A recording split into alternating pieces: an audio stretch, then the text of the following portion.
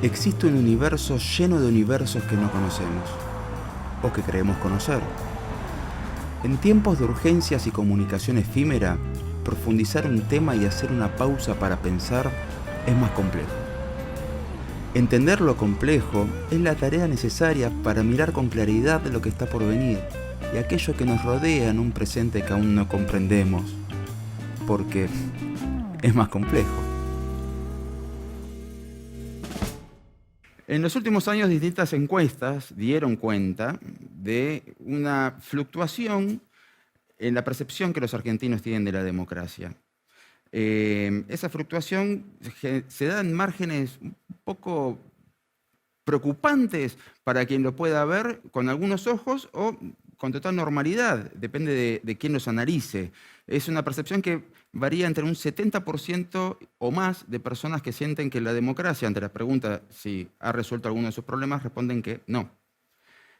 Por el otro lado, la inmensa mayoría de esas personas sostienen que la democracia es un buen sistema, con lo cual queda la pregunta flotando y generacionalmente ya tenemos a muchas personas que participan de la vida democrática que no tienen el fantasma militar atrás como tuvimos muchas generaciones. ¿Cómo perciben la democracia? ¿Cómo viven la democracia? ¿La dan por hecho? ¿Es algo que se discute o no? Para conversar de estos temas, para no tener que ser uno que opina sobre los jóvenes, es que hoy contamos con la presencia de dos muchachos, disculpe que se los diga así, dos muchachos que participan activamente de la discusión política de distintos espacios. Contamos con la presencia de Agustín Rombolá, él es abogado, magíster, no recuerdo, ahora me va a explicar magíster en qué puntualmente, y afiliado a la Unión Cívica Radical, bastante activo en redes sociales y en la comunicación. Y por el otro lado contamos con la presencia de Marco Palazzo. Él es periodista y si bien no está afiliado, está bastante alineado con el pensamiento de La Libertad Avanza. Les doy la bienvenida a los dos y quiero comenzar por preguntarte a vos, Agustín, ¿qué es para vos la democracia? Más allá de las definiciones de Gran pregunta, manuales. totalmente. Yo creo que la democracia es una nota de opinión en un diario, un tweet, una foto en Instagram, una elección de un centro de estudiantes de una universidad, una elección en un gremio, es la elección de autoridades en un club, es el mismo debate en un club, es la charla que se tiene en la plaza sobre cualquier cosa que esté pasando en la vida política de una sociedad, que comprende una mayoría de las conductas y de las relaciones humanas. Creo que eso es mucho más la democracia que el ir a votar cada 2 años, ¿no? Y sobre todas las cosas, por supuesto, como soy radical y peco de serlo también, creo que la democracia, o por lo menos el fortalecimiento institucional, es también una ampliación de derechos constante, un norte, ¿no? Un horizonte que nos obliga siempre a caminar a medida que se aleja y que eso implica, como te digo, ampliar derechos, ampliar libertades y generar condiciones materiales mínimas de igualdad para que sí cada uno después de eso se pueda desarrollar en la mayor libertad posible que comprende a la esencia misma del ser humano. ¿Y vos, Marco? Bueno, primero que nada, gracias por la invitación No, y por un favor. gusto conversar contigo. Para mí la democracia es el sistema más justo alcanzado por la humanidad. No es perfecto, pero es, digamos, el más justo, la democracia liberal, liberal desde ese punto de vista.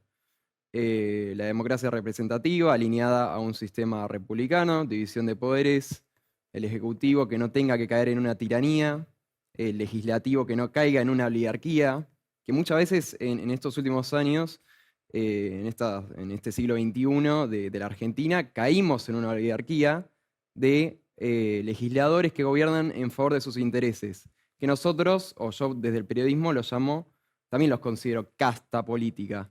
Pues esta casta política gobierna en favor de sus intereses, como, digamos, diputados o legisladores como Martín Lustó, que legislan en favor de sus intereses, de aumentarse su sueldo, etc. Y desde, como soy periodista, un rasgo fundamental que tiene la democracia es la libertad de expresión. creo que en Argentina no está, digamos, no es absoluta la libertad de expresión. Yo fui atacado muchas veces en espacios públicos y en el entorno virtual. Y creo que en el entorno virtual también es muy favorable que el presidente Javier Milei esté muy alineado con Elon Musk, con este sentido de abrir todas las opiniones en una red social, porque mientras más diversidad en armonía, para mí eso es riqueza. Entonces, un gran periodista, Joseph Pulitzer, él decía en sus libros, en su ensayo sobre el periodismo, dice que mientras una prensa sea demagógica, mercenaria, hace vil y desagradable a su pueblo. Entonces, yo como periodista defiendo enormemente la democracia y las ideas de la libertad, más allá de que no haya vivido la dictadura, pues no tengo que ir a la luna para saber que la Tierra es redonda, digamos. Entiendo. Entraste automáticamente en el terreno de la discusión, ¿no? De la discusión política.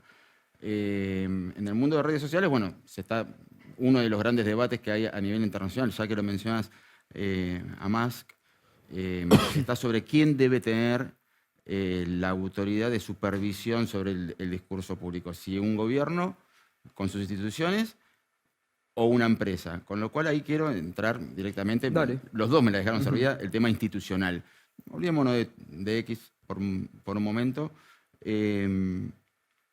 ¿Cómo creen que se fortalecen las instituciones? Primero, Sí, vos. las instituciones se O sea, fortalecen. ¿cuáles son? O sea, Sí, hay sí, instituciones sí. que vos digas, bueno, esto no debe ser reforzado o reformulado. Sí, no, creo que principalmente con la división de poderes, una justicia independiente. No creo que actualmente las instituciones democráticas y republicanas acá en Argentina estén bien sólidas y es por eso que estamos en una decadencia constante. Pero sí, creo que las instituciones se van fortaleciendo con la democracia, diversidad de opiniones, pluralismo, si queréis llamarlo, es algo muy progresista, pero sí, creo que de esa forma.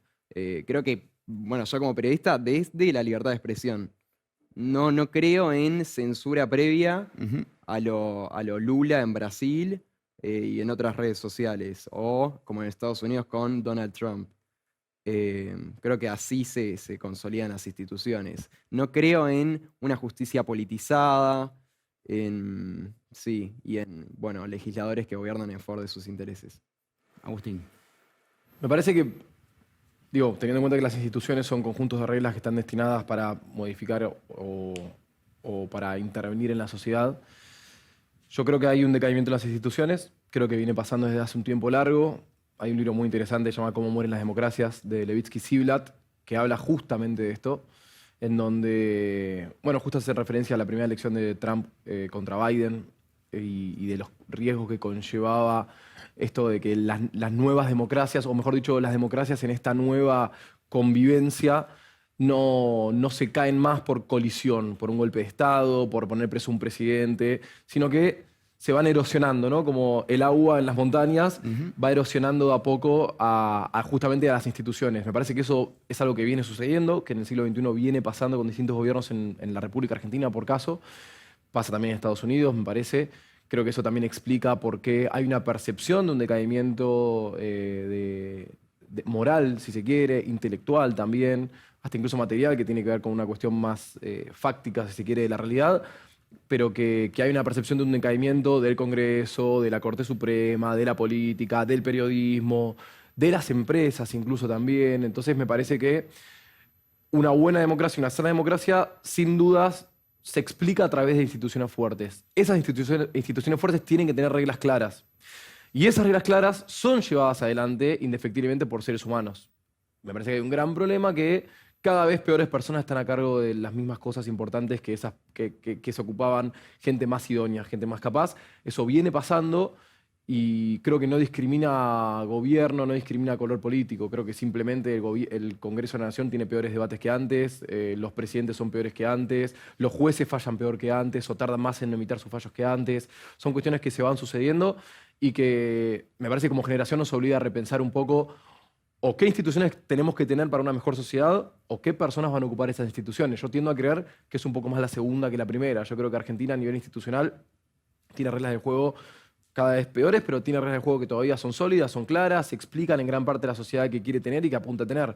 Creo que es momento quizás en algunos casos de que los intérpretes sean modificados o sean reemplazados, o por lo menos los podamos poner en discusión para ver con qué norte queremos que lleven adelante esas instituciones. Me refiero a partidos políticos, me refiero a cargos, me refiero a incluso sectores que no tienen tanto que ver con lo electoral, que tienen que ver con liderazgos en la opinión pública o incluso en discusiones privadas, como pueden ser los clubes, como pueden ser fundaciones y como pueden ser sectores confesionales de la sociedad.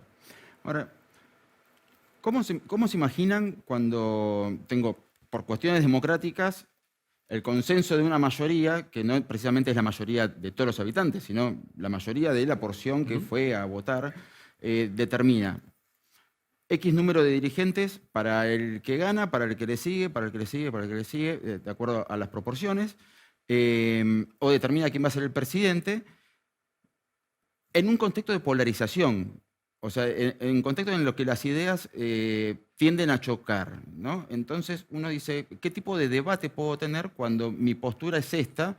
Con lo cual es muy difícil modificarla y alcanzar un punto, no digo un punto intermedio, pero tampoco quiero caer en la frase hecha de generar consensos, pero encontrar un punto de, no sé, te escucho, quiero ver qué es lo que pensás, o cómo puedo satisfacer algo de lo que pedís, en un contexto que la representación del que gana se impone sobre el que pierde y piensan totalmente distintos. Sí, yo creo que está bien los consensos, pero dentro de un marco. Yo no puedo consensuar con alguien que considera que en Venezuela, o en Cuba, o en Nicaragua, o en Corea del Norte no hayan dictaduras. O sea, estamos hablando de axiomas, de cosas que no merecen discusión. Yo me voy a corregir, yo estoy a favor de la libertad de discusión, podemos discutir cualquier gansada porque estoy a favor de esa libertad. Creo que si la censurás, bueno, es falible, falla. Yo no puedo consensuar con alguien que no respeta las libertades individuales, libertad de expresión, libertad de circulación, de pensamiento. Durante mucho tiempo, o sea, ¿cómo voy a estar a favor de una... ni vos ni yo vivimos la dictadura, pero ¿cómo voy a estar a favor de una dictadura que no respeta las libertades individuales? Y muchas veces se confunde liberalismo, libertarianismo, Martínez de Oz, toda la girada con la dictadura. Volviendo al tema, no se puede consensuar con gente que no tiene coherencia intelectual y no respeta algunos límites básicos, rudimentarios sobre cuestiones que te dejen vivir con libertad en favor de tus preferencias, me parece. Creo que a veces no se llega a ese consenso. Permitime Sí. reformular la Sí. pregunta entonces.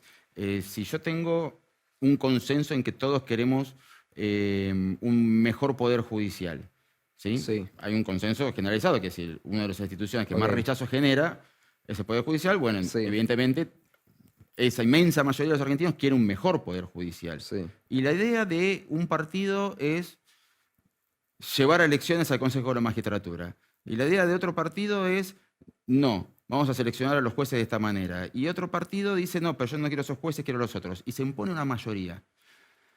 Y hay un ¿Cómo se problema. encuentran ahí? Porque todos quieren lo mismo.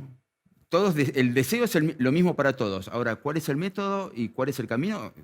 Es radicalmente opuesto. Pareciera que no fuera compatible. Bueno, es que la democracia igual tiene previstos las reglas justamente para que eso se subsane. Digo, las reglas de la democracia liberal, siendo conscientes de que uno, y de hecho es una discusión que ahora se tiene con esto de que, por ejemplo, el presidente Javier Milei dice de que habla de la mayoría que lo acompañó en el balotaje y que por ende los diputados nacionales tienen que votar de acuerdo a esa mayoría del balotaje.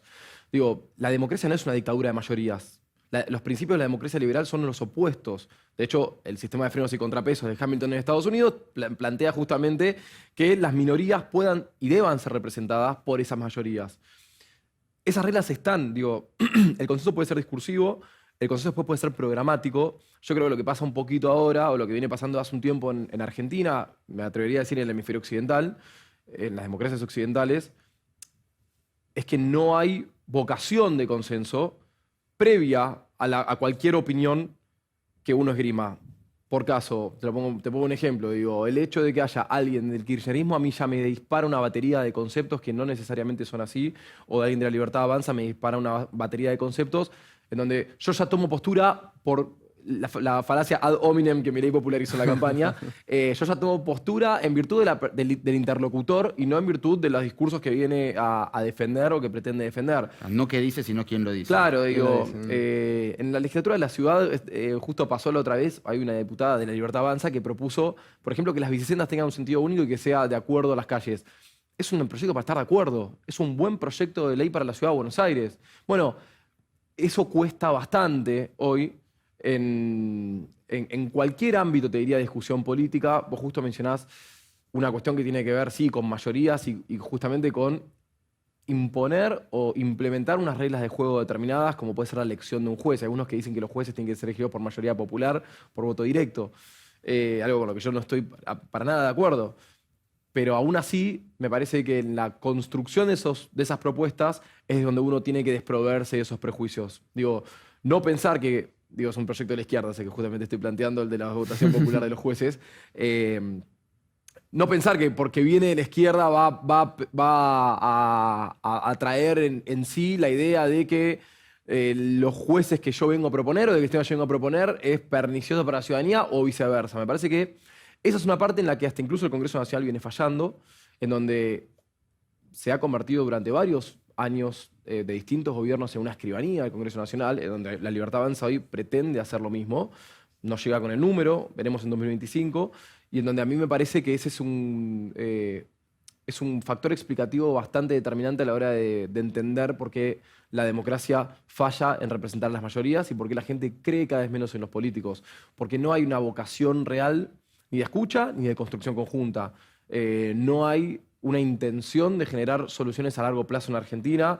Todos los presidentes que vienen hablan de la refundación de la patria, todos los presidentes que vienen tiran abajo todo lo que hicieron los anteriores y eso termina de minar una discusión que tenga que ver con, o dicho de otra forma, termina de ratificar la grieta ya existente en la ciudadanía desde hace muchos años. No nació en 2008 la grieta, viene de hace muchísimo tiempo y no hay muchos esfuerzos para sobrepasarla simplemente porque no es redituable en términos políticos. Eso me parece que es algo que hay que decir.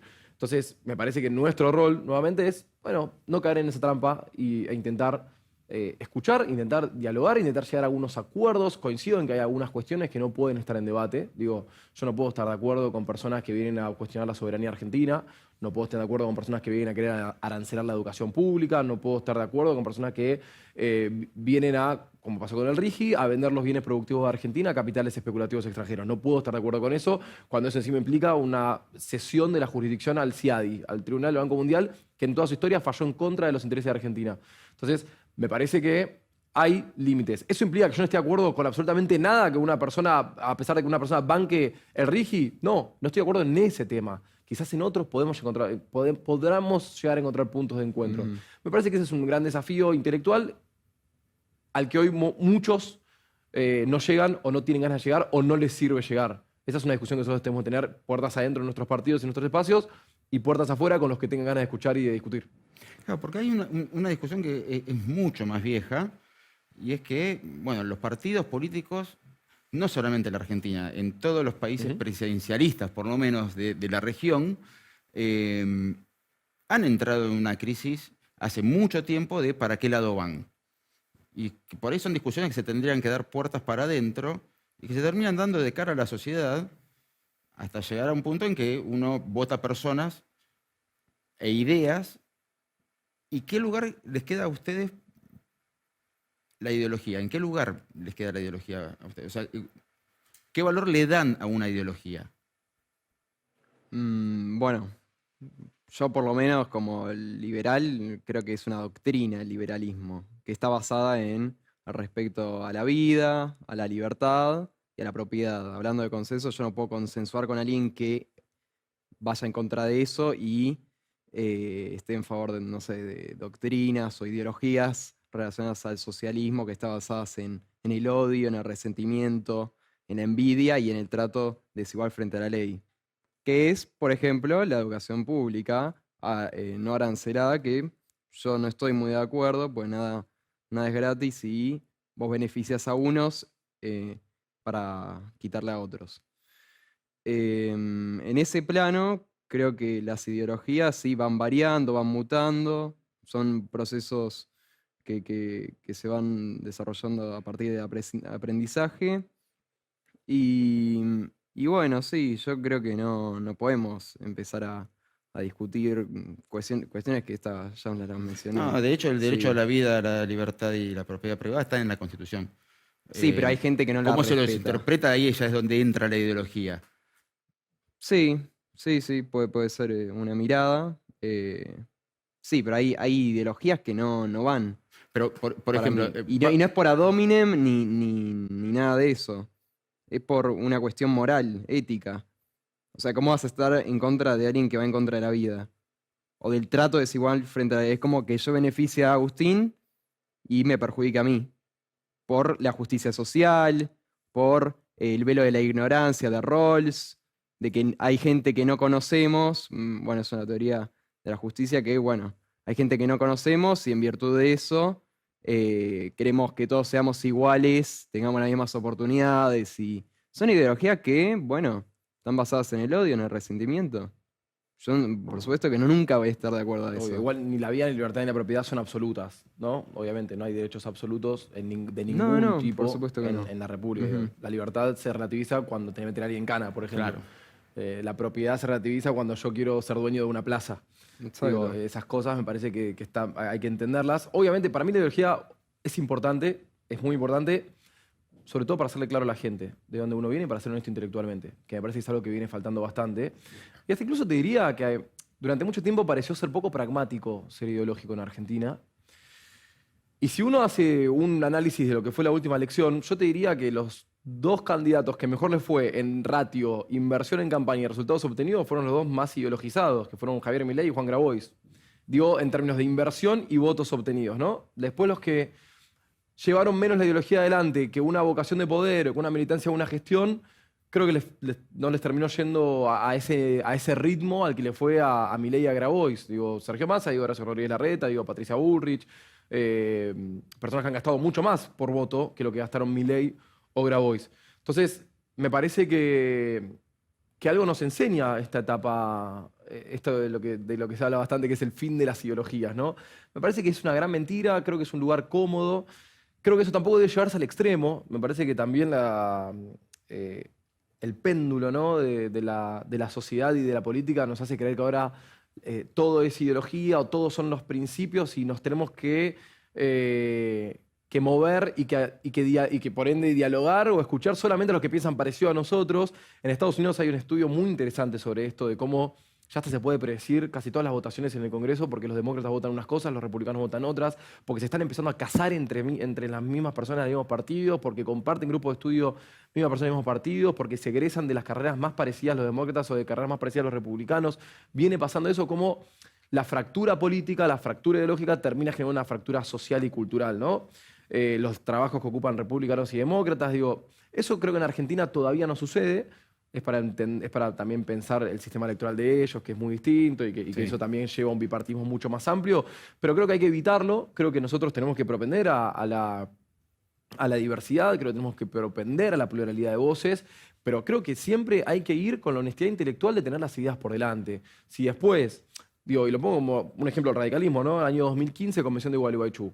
El radicalismo decidió resignar absolutamente toda su ideología en pos de obtener los mejores resultados electorales posibles. Bueno, después paga las consecuencias el radicalismo ahora, que no significa nada, no representa a nadie la Unión Cívica Radical por sí misma. Nosotros, si yo veo la Libertad Avanza, de la que estoy en la vereda de enfrente, pero digo, si veo la Libertad Avanza, sé perfectamente más o menos las ideas que viene a representar. El PRO tampoco ya significa nada, en mi opinión. Digo, si veo a la izquierda, sé perfectamente lo que viene a representar. Si veo a la Cámpora, también sé casi perfectamente lo que viene a representar. Claro, si le pregunto al radicalismo. A mí me dicen que me parezco a un peronista siendo radical y a El Oreo le dicen que se parece a alguien del PRO siendo radical. Pero eso es porque el radicalismo no se parece a nada, digo, es una cáscara vacía. Me parece que eso es porque en algún momento se resigna tanto la ideología en pos de resultados electorales o de estar sometidos a la dictadura actual de las consultoras, que nos olvidamos o le queremos hacer olvidar a la gente lo que pensamos y lo que queremos como país y lo que queremos como sociedad. Bueno, creo que eso está bien, rescatarlo, y que eso no debiera tampoco ser una explicación de por qué no hablamos o no nos juntamos o no podemos generar incluso proyectos de ley o proyectos de país con personas que piensen distinto. Yo me puedo juntar con Marcos, vamos a tener puntos de encuentro en determinados temas, me puedo juntar con gente de la Cámpora y otro punto de encuentro en determinados temas, y así con todas las personas del espectro político, porque un Estado es una cuestión compleja, la sociedad tiene distintos niveles y el país lamentablemente tiene infinidad de necesidades en donde indefectiblemente te vas a encontrar en un montón de cuestiones militándolas juntos. A mí me tocó marchar contra Cristina, contra Macri, contra Alberto y contra Milei. Y la verdad es que en ese recorrido me encontré con gente de todos los partidos políticos y creo que tiene que ver con que hay una Argentina que tiene puntos de encuentro, que tiene ideologías distintas y que esas ideologías a la hora de prevalecer solamente lo van a hacer si se hacen a partir de acuerdos mínimos de convivencia entre los partidos de conformidad a la democracia. Le pongo muchas más fichas a la generación que viene que la que pasó para eso. Pero todavía mantengo la esperanza. No, me refiero a arriba de 60, arriba de 55 años, que ya son personas que han sido medio denominadores comunes de que la Argentina no termina de arrancar. Para mí, la gran falencia de Argentina de los 40 años para acá es la ausencia política de Estado, ¿no? En Argentina, la única política de Estado que tiene Argentina, creo, es la asignación universal por hijo. La que más o menos todos mantuvieron a lo largo de los años, a lo largo de las gestiones. Después, ni la cuestión Malvinas fue reivindicada, porque Mauricio Macri es un tipo que desmalvinizó el Museo de Malvinas, por ejemplo. Y me parece que eso es algo que es muy intrínseco al ser argentino. Bueno, ni eso pudimos sostenerlo. Creo que, por eso digo, en las nuevas generaciones, sub 50, me parece que tenemos que generar, no te digo política de Estado, porque más allá de que es cierto, es muy remanido, como mínimo acuerdos mínimos de convivencia para no vulnerar de acá para adelante. Firmados, con compromisos interpartidarios, con compromisos transversales, y que después no podamos hacernos los distraídos cuando lleguemos al poder y cuando tengamos la lapicera o la capacidad de decisión.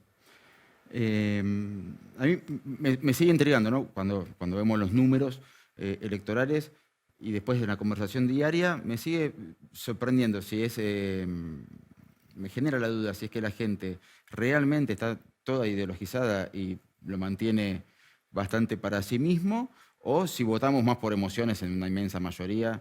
Y creo que vamos a charlarlo un poquito más después de una pequeña tanda que tenemos que hacer, y enseguida volvemos con esto que es más complejo por dos. Ya venimos.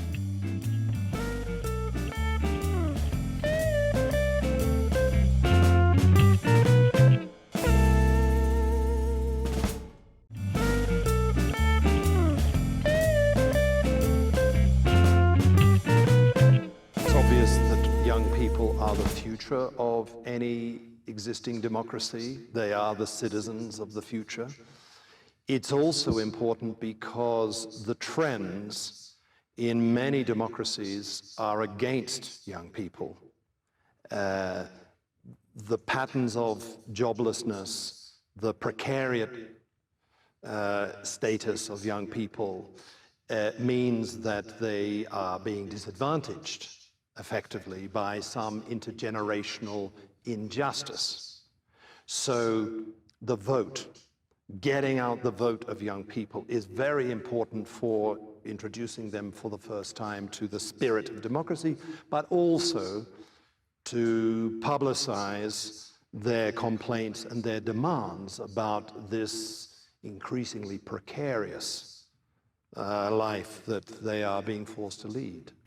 Bueno, un poco te nos adelantaste cuando empezaste a hablar de las cuestiones generacionales en el bloque anterior, Agustín, pero quiero saber qué sienten ustedes de estas cuestiones de democracia y generaciones, las distintas, bueno, esto que acabamos de ver.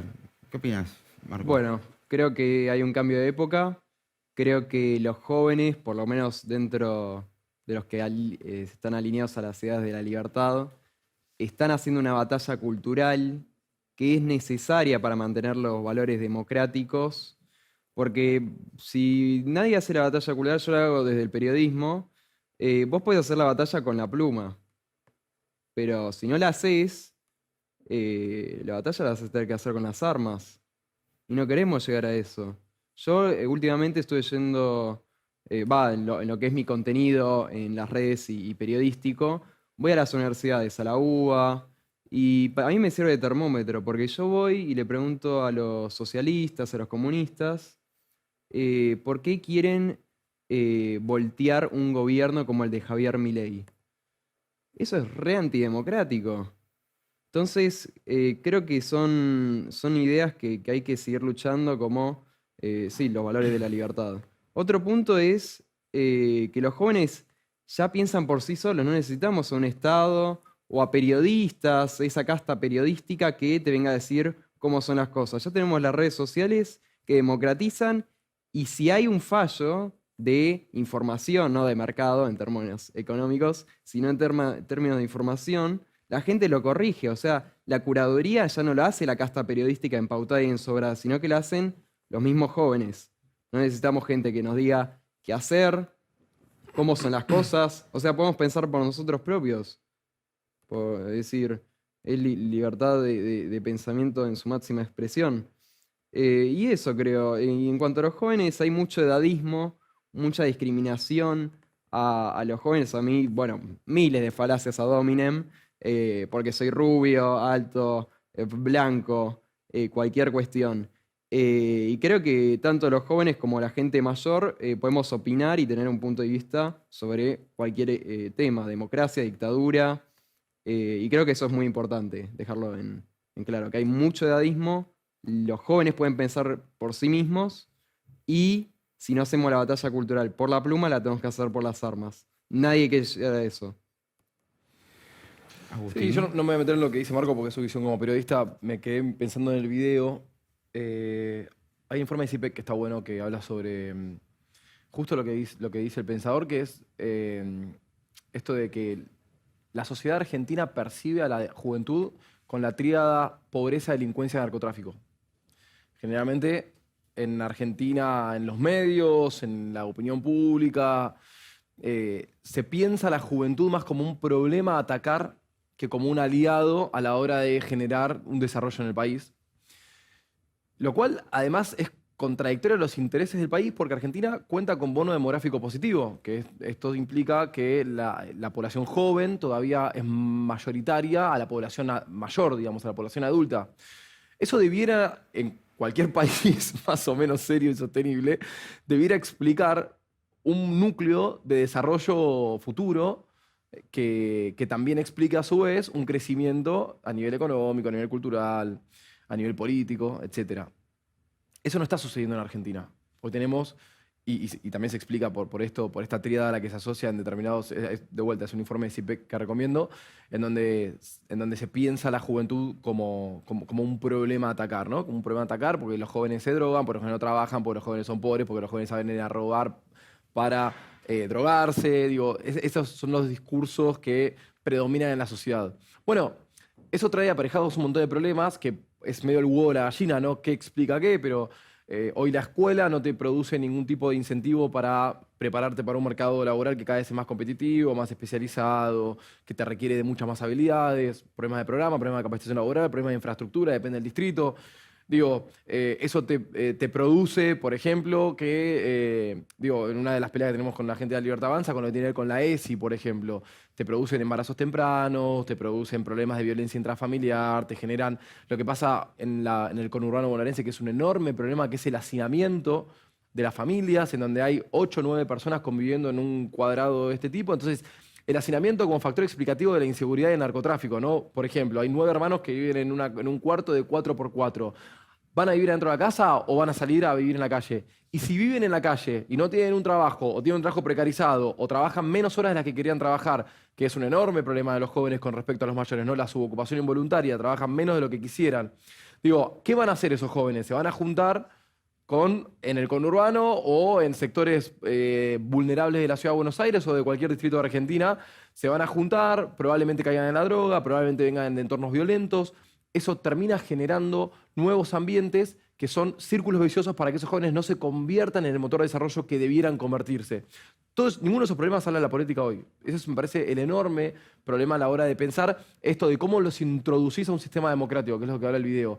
Los introducís a un sistema democrático no solamente haciéndolos votar y diciéndoles qué boleta meter en la urna. Los introducís a un sistema democrático cuando los haces sentir parte fundamental, como lo son, del crecimiento y del desarrollo de un país. Queda un poco remanida una frase que habla de la deuda de la democracia, ¿no? Como que no, es otra deuda de la democracia. Pero al hablar de deudas de la democracia, y después de haber visto este video, hubo algo que me quedó picando en tu respuesta, Agustín, Marco, cuando dijiste, nadie quiere ir por las armas. ¿A qué puntualmente? O sea, No, claro, porque los Maduro, los Ortega, los dictadores, los Putin, están a la vuelta de la esquina. O sea, no queremos llegar a ese punto de tener gente totalitaria que empiece a estar en el discurso público, político. Entonces, desde lo discursivo, hay que dar esa batalla cultural. No podemos dejarnos llevar por esas ideas políticas. Yo no tengo dudas que si ganaba Massa en 2023, las redes sociales probablemente estarían censuradas. Mi voz estaría censurada y la de muchos colegas también. Porque yo como periodista veo que este status quo, este establishment, te dice, no, vos sos periodista, vos no. Te dice, vos podés hablar, vos no. Te dice, vos podés votar, vos no. Vos podés ir a una marcha, sí, y después te pago el plan o te doy la comida. O sea, está cooptada por gente totalitaria que piensa que puede guiar a un conjunto de personas como un ganado, como animales. La realidad es impedir que el voto igual es un delito, o sea, vos podés votar, vos no. fíjate que hay gente que fue extorsionada en las votaciones, en las Pero elecciones. para no votar Y o para votar a no, otra para, persona. para votar le pedían que saquen selfies mostrando la boleta. También se ve en las manifestaciones. Fíjate que el gobierno de Javier Milei abrió una línea para esa gente que estaba extorsionada por gente totalitaria, dictatorial, que está a la vuelta de la esquina. Por eso no queremos llegar a las armas. Pero es que Sí, puntualmente, sí. ¿a qué te referís con lo de las armas? O Con sea, lo de las armas es que nosotros perdimos la batalla cultural con el marxismo, el socialismo. Ahora la estamos ganando mediante las redes, otros ámbitos. Si nosotros no la ganamos, ya te empiezan a invadir libertades individuales, la de circular, la de expresarte, o sea, cosas básicas. Sí, no queremos llegar a las armas a estar como algo como en la dictadura, en la última dictadura. Pero al revés, porque los montoneros eran... o sea, vos te referís Sí. a... trato de No, sí, procesarlo. te digo, no hay que llegar a las armas, no hay que tener ni dictaduras ni de izquierda ni de derecha. Cuando empiezan a avanzar sobre tus libertades, ahí es el problema. Entonces, lo hacemos de forma legítima, mediante el discurso. Yo lo hago. No le tengo miedo, no tengo miedo a vivir peleando por la libertad. Pero planteás un escenario... Moriría viviendo y peleando por la ciudad de la libertad. Está bien, Pues si no, no entonces- tiene sentido vivir. Para redondear, Sí. planteas un escenario en el que esta batalla cultural, si no se pudiera dar de forma discursiva, no habría problema en llevarla a algo que decís que no No. te gustaría. Por supuesto. Pues, ¿sabes qué pasa? Llegamos a un escenario orwelliano que estos tipos te van a decir que 2 más 2 es 5 y no lo vas a poder refutar. Son dogmáticos, son verdades irrefutables. Por eso digo que... ¿Quiénes? Sí, el status quo, la izquierda, el socialismo, el kirchnerismo del siglo XXI.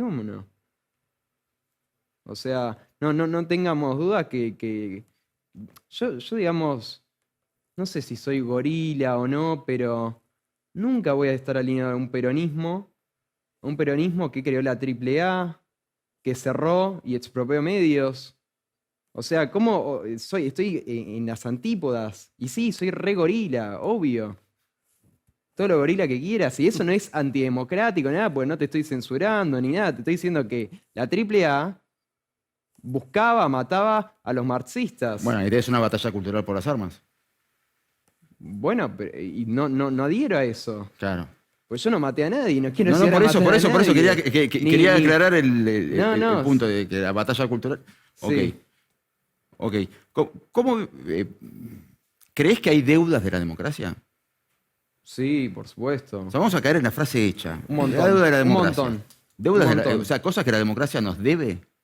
Sí, te debe, primero que te debe libertades individuales, más allá de eso, te debe seguir, vos acá en Argentina no puedes hacer tu proyecto, vas a Estados Unidos, a Europa, a Primer Mundo, a Commonwealth, puedes hacer tu proyecto de vida sin ningún problema. Acá en Argentina no, tenés presión fiscal, tenés que estar pensando en mi hija no gana nada de la jubilación, cómo lo banco. O sea, nunca puedes hacer lo que querés, nunca. Entonces, esa es una deuda. La otra deuda, en segundo plano, es el hecho de esta idea de que el Estado te tiene que dar todo, te tiene que dar salud, educación, y nunca llegás al mérito, nunca llegás a hacer lo que vos querés y a esforzarte por lo que vos querés. Esa es otra deuda. Y otro tema, no lo podemos esquivar, es el tema de la memoria por la última dictadura militar.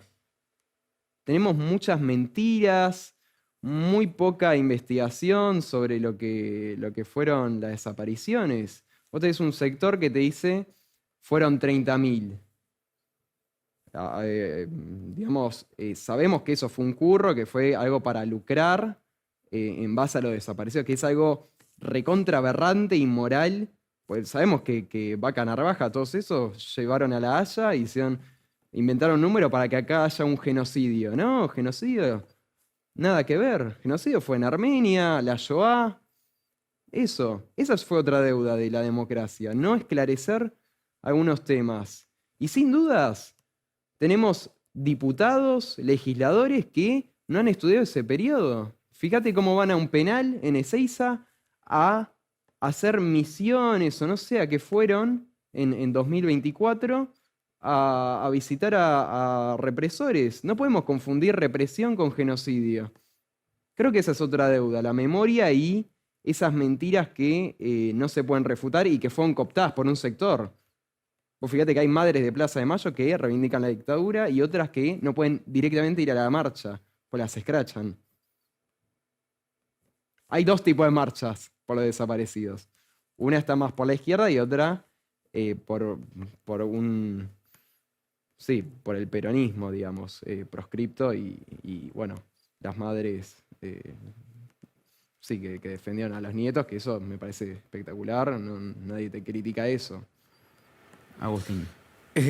Bueno, por supuesto no estoy para nada de acuerdo con esto que dice Marco, pero tampoco estoy de acuerdo con que eso sean las deudas de la democracia actuales, sinceramente.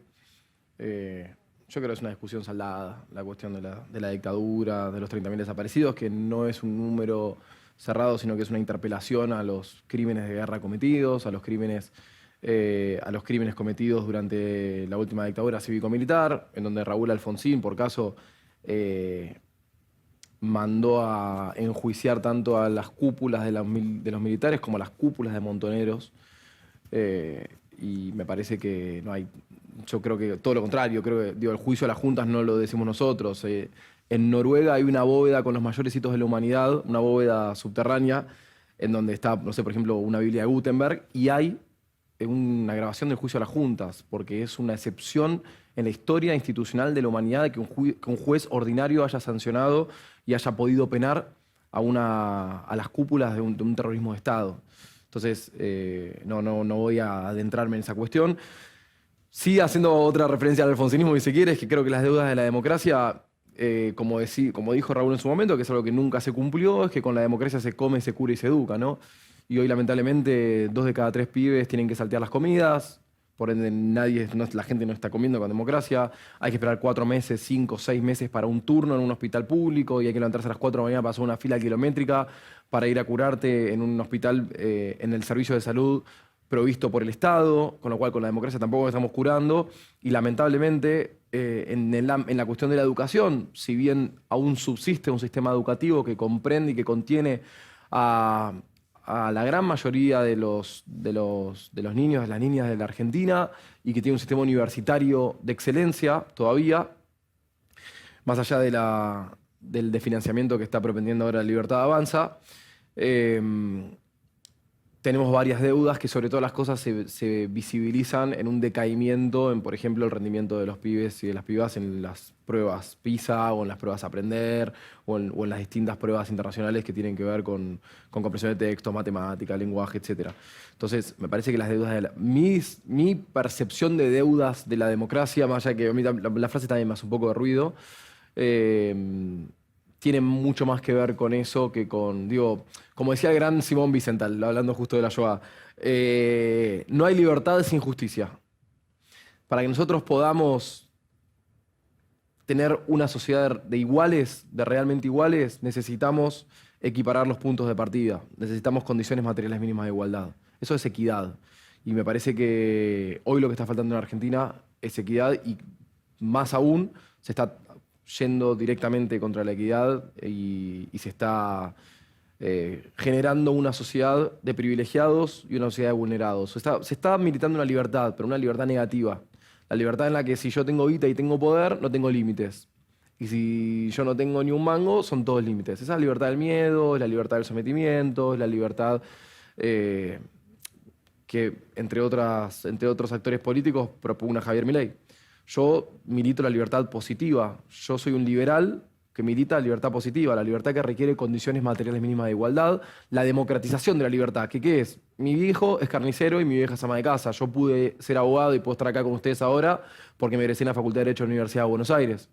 Entonces, mi percepción de libertad es que yo vaya a la marcha universitaria y milite y trabaje y luche para que otra hija de carniceros pueda egresarse en la facultad que quiera y pueda tener ese proyecto de vida al que hay que respetar de manera irrestricta.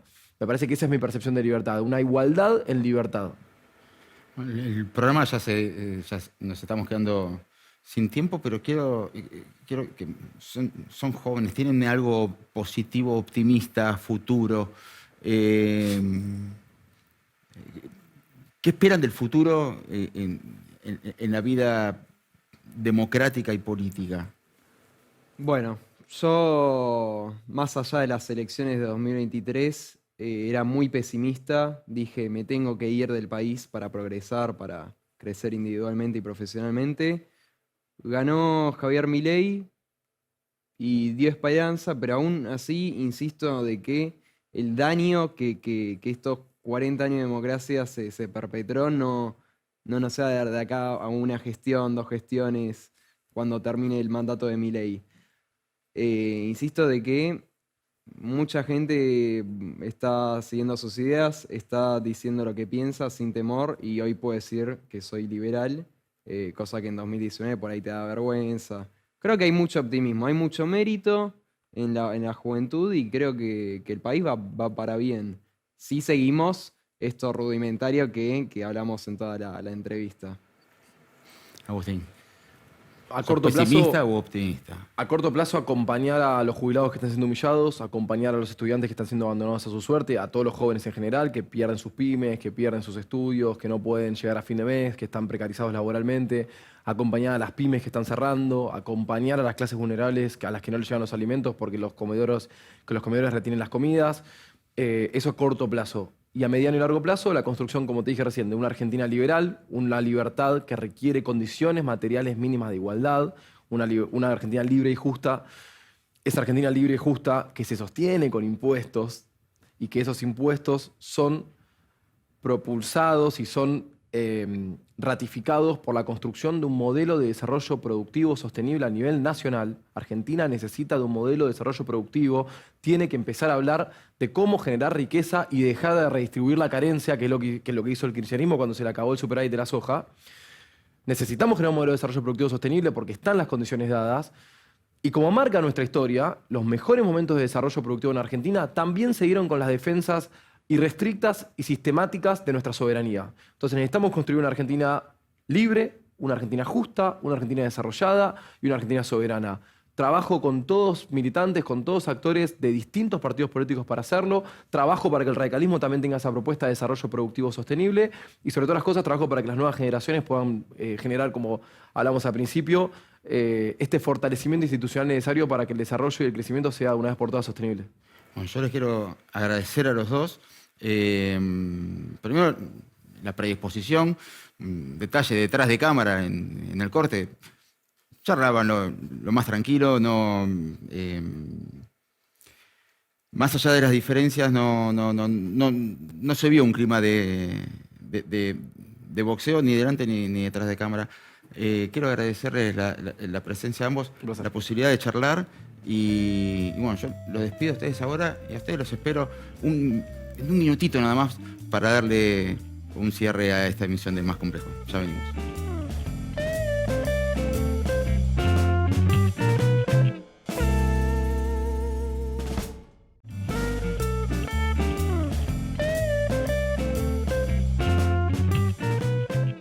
A veces me queda la sensación de que cada generación se queja del país que le dejó la generación anterior.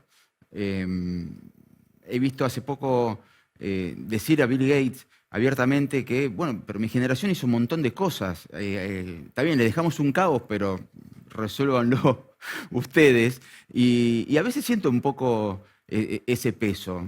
Yo nací en el 82, me crié en democracia, pero con la sombra de la última dictadura detrás. Y tenía esa duda de cómo percibían las personas que no vivieron, que quedaron totalmente alejadas sus crianzas de contextos dictatoriales. Sí es cierto que hay determinados parámetros institucionales en los cuales una democracia sana se desenvuelve. Es una búsqueda permanente, no solo en la Argentina, es una búsqueda que si miramos, levantamos la cabeza y miramos afuera, es algo que pasa en todo el mundo. En todo el mundo se debate la pureza, la naturaleza y el rumbo que deben tomar las democracias. En algunos casos esas discusiones son más álgidas, en otros tienen otro tipo de problemas, distintos a los nuestros, pero problemas al fin. Esperemos que el fortalecimiento institucional finalmente sea algo que perdure y que la democracia, si bien no la tengamos que nombrar todos los días, podamos sentir que forma parte de nuestras vidas y no darla simplemente por hecho, como si fuera el aire que respiramos. Yo me despido y los espero en la próxima emisión de esto que hemos dado en llamar Es Más Complejo.